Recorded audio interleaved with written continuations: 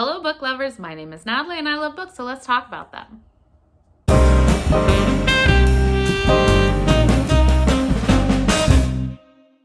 Alright guys, today I wanted to talk about American Elsewhere. It is the first 5-star book of the year for me. I want to, so this year what I want to do is I want to read a certain number of books, mostly on my own TBR that I own, specifically the ones I have via Kindle.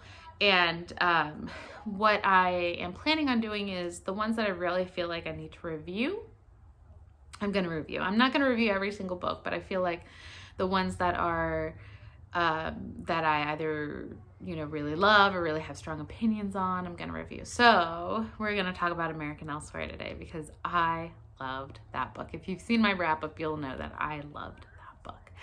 So it was a surprise to me too. So first of all, it's called American Elsewhere by Robert Jackson Bennett. You might know his name from books like Foundryside, or I think it's the Divine City series. It starts with City of Stairs. I know that for sure. From what I had understood, I had seen him as more of a traditional fantasy writer. So it hadn't even connected. The name and those series hadn't connected for me. When I found this book, I was looking for a horror book, and this was in the horror section of Kindle books. And so, for some reason, I was under the impression that it was like a haunted house story. Probably because there's a big house on the cover. I've probably already popped up the cover for you, but I'll pop it up again so you can see it again. But for some reason I thought it was going to be like that. And then when I saw I saw some parallels being made between him and Neil Gaiman, which kind of concerned me because I'm not a Neil Gaiman fan. I have tried to love Neil Gaiman. I loved Good Omens with Terry Pratchett. I love Terry Pratchett. And then I'm told, Good Omens is actually more, indicative of what Neil Gaiman writes. So I was like, oh, well then I'll love him. And I try, but he's not my favorite. Let's put it that way. So I wasn't sure if I would want to read this book. And then it was like, but it's got Lovecraftian influences. And so I was like, well, maybe I'll try it. It's there. So I picked it up several months ago, probably in October of last year. And I got to it this month and it was amazing. So first off, what is it about? It is about ex-cop Mona Bright. Her father has passed away. She's kind of been living a very transitory life, going from place to place. And, she discovered among her father's belongings a deed to a house that her mother owned. Her mother committed suicide when she was very young. And so she's like, okay, well, you know what? I'm going to claim this house and I'm going to see if I can find out more about my mother. I'm going to go back to this town, which seems to have been her hometown. So she gets there and she discovers that the town is unlike anything else in America. Aside from the fact that this town doesn't show up on any map. So I'm not going to go any further because I don't want to spoil anything. What did I like about it? I loved everything. I loved the writing. I loved the story. I felt like everything that was set up in the first half got fixed in the second half. I didn't see as many Lovecraftian influences. I mean, I can see some of that in the way it was written.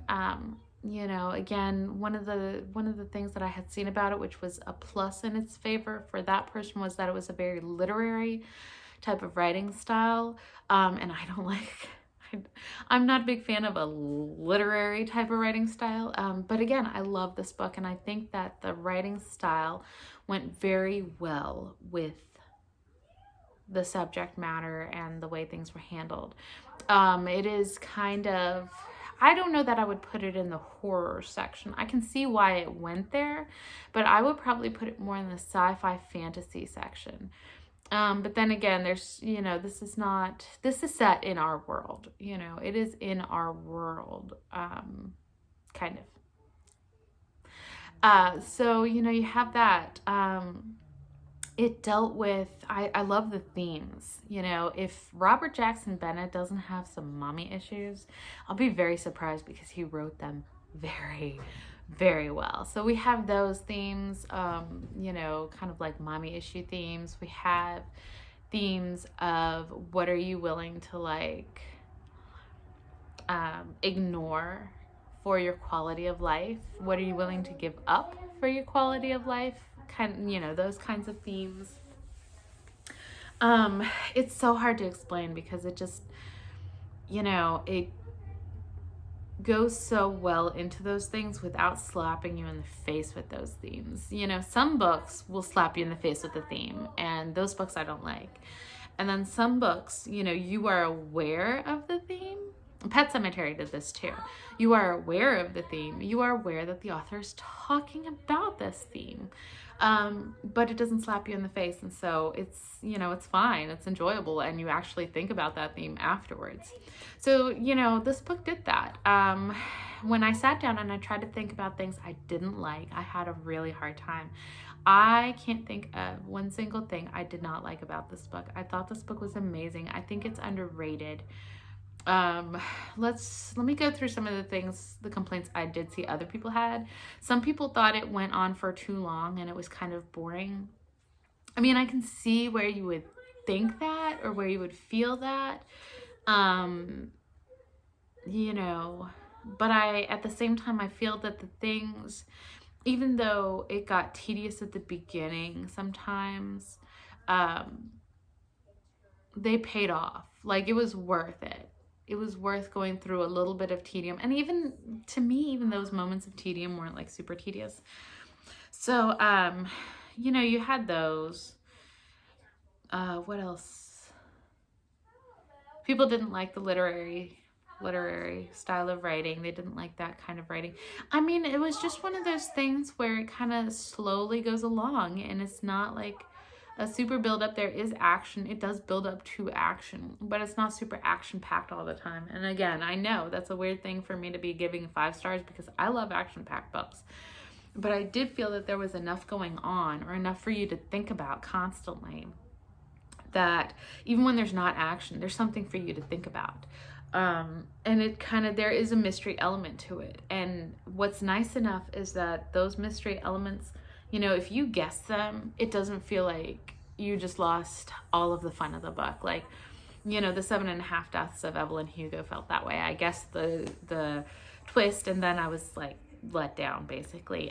This book didn't feel that way. There was mystery, and so you're guessing, but the guessing doesn't feel like, you know, if you do guess things and if you are predicting things, it doesn't feel like, oh, that's so predictable, or, oh man, now I got no enjoyment out of this book. You're still going to get a lot of enjoyment out of the book.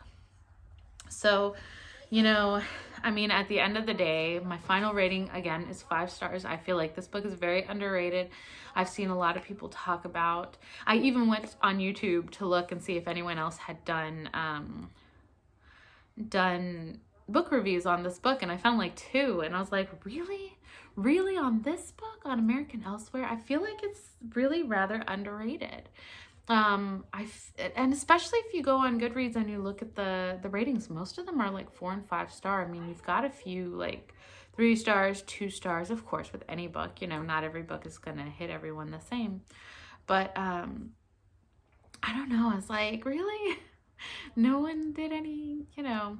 So definitely, if you like sci-fi, pick it up. If you like fantasy, pick it up. If you like you know, if you like horror, pick it up. I think, you know, it does kind of fit in all of those places. The best way that I can describe it is in the terms of what someone else put on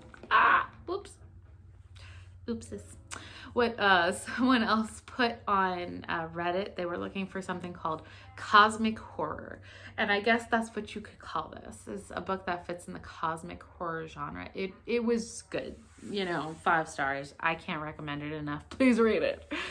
I feel like this one needs more exposure. All right, guys. Excuse me.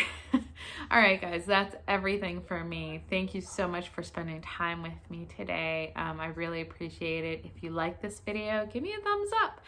If you've watched a few of my videos and you don't hate them, maybe subscribe.